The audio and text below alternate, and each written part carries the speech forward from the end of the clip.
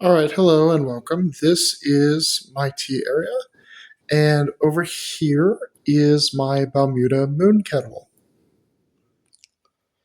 And obviously, this Balmuda moon kettle is the thing we are here to review. So let's review it. I'm mainly doing this review because I haven't found a lot of good reviews for this kettle in English yet by Americans. So, as an American who speaks English, although I am a quarter Japanese, I'm going to give you a review of this kettle. It is designed, modeled after really a Japanese Tetsuban style kettle. I've heard some people claim that there were other inspirations for the design. I don't know, but I can just tell you, to me, it looks just like a Japanese Tetsuban, which is a traditional cast iron kettle. It is a kettle, it is not a teapot. You cannot boil tea in this. The tea will taste terrible and you'll ruin it. And the instructions directly tell you, do not boil tea in this. So this is essentially just for heating water. Does it make pour over coffee? Yes, I am switching to this from a fellow brand, Stag Kettle. And I really bought this because there's not a lot of good options out there for Americans who are interested in temperature controlled electric kettles, specifically for brewing tea. Balmuda is a Japanese company, and being green tea drinkers, the Japanese, this kettle is really geared towards that. Unlike a lot of other electric kettles on the market right now, the American market, I should say, which are almost entirely geared towards coffee drinkers. Let's talk about this handle. It does not move back and forth. It is permanently in place. The name Moon Kettle comes from the shape of this. It's similar to what is called a moon gate. The lid does lift off easily one-handed. It is not stainless steel. It is not a tight fit. Instead, you have these four sort of little pusher buttons that secure the kettle in place. I don't know that I love those, to be honest. It has these other prongs. These serve to sort of keep it up, so that in theory you can set this anywhere, even if it's hot. The instructions directly say, do not take the lid off until the kettle has completely cooled down. I obviously don't do that, but I can tell you it's hot. I can tell you a lot of steam comes out of there when you lift this off. And it's a little bit more of a snappy fit than some other electric kettles out there. Don't ever use it like this. I know some people try to do that because it's modeled after a Tetsuban kettle. Don't do that. Snap it on, then turn it on. But anyway, let's fill this. Oh, first I wanted to mention there is a minimum and maximum fill line inside of this thing. And the minimum fill line is because there's actually an indent inside of here where essentially the heating element is above the lowest part of the base. And that helps this kettle to hold more water and really helps it to look more like a traditional Japanese Tetsuban. But it is weird that it is above a certain water level. So you do have to fill it to that minimum mark for safety reasons. The Moongate is huge on this handle, so it fits over about any spout with no problem. It's not an issue for me. I know that's something a lot of people worry about. It's never been a problem.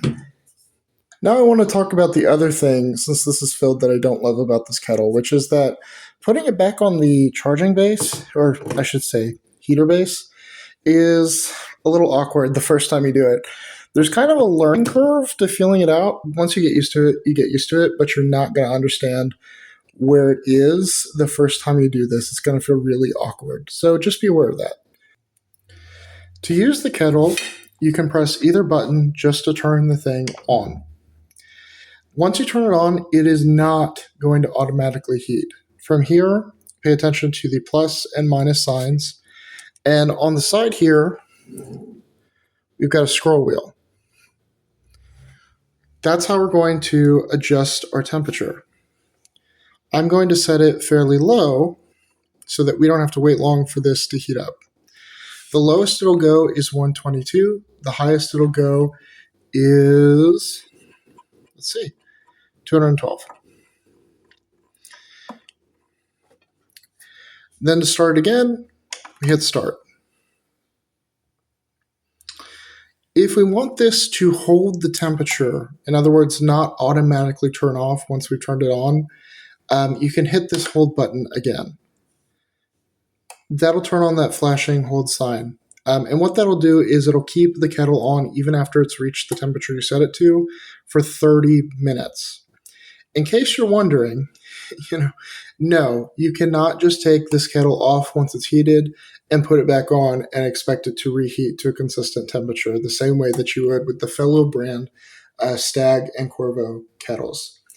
This product is geared towards tea drinkers who would benefit from hot water cooling down, not coffee drinkers who might need a consistently hot temperature.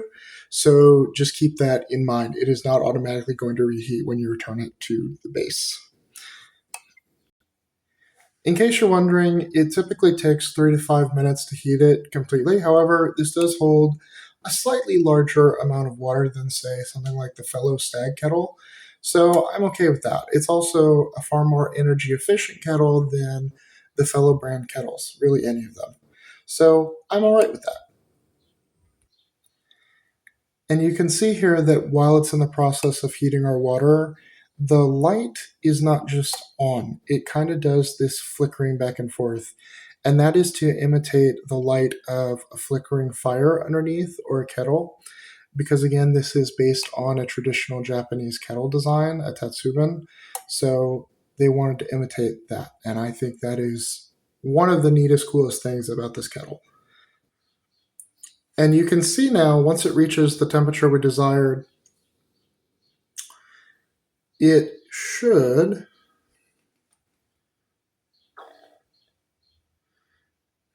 because it's holding, it's going to pulse like this.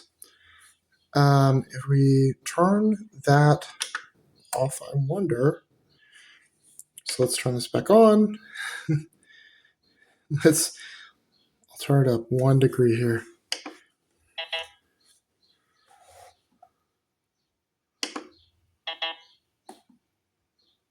Okay, maybe 2 degrees. All right. Once it reaches the desired temperature, it's going to give us a little light show like that if you don't have it with the hold feature on. So it's really helpful also to people who are elderly or disabled. It's also nice if you go sit down across the room somewhere and you're looking over across the room with this to be able to see this little light show going on and know that it's reached the temperature you want it to and it's ready now.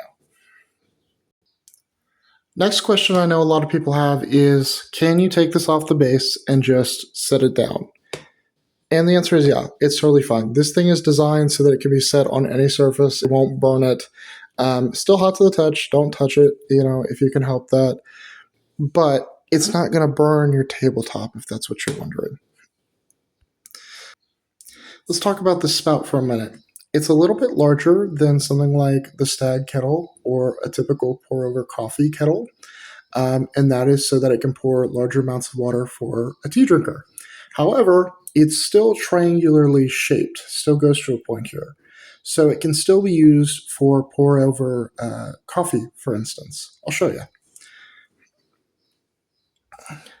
I can pour a little,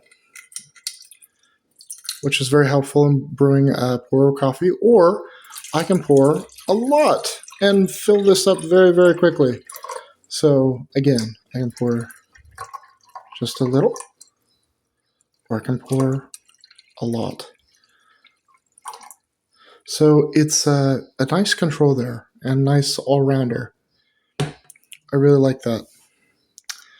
In other words, yeah, I don't have too many complaints about this kettle. I recommend it to anyone who is looking for an electric kettle to do just fancy tea or matcha. It's maybe not the most ideal kettle for someone who's an everyday coffee drinker who's looking to do pour over all the time. But for someone like me, it met my needs. And yeah, that's it.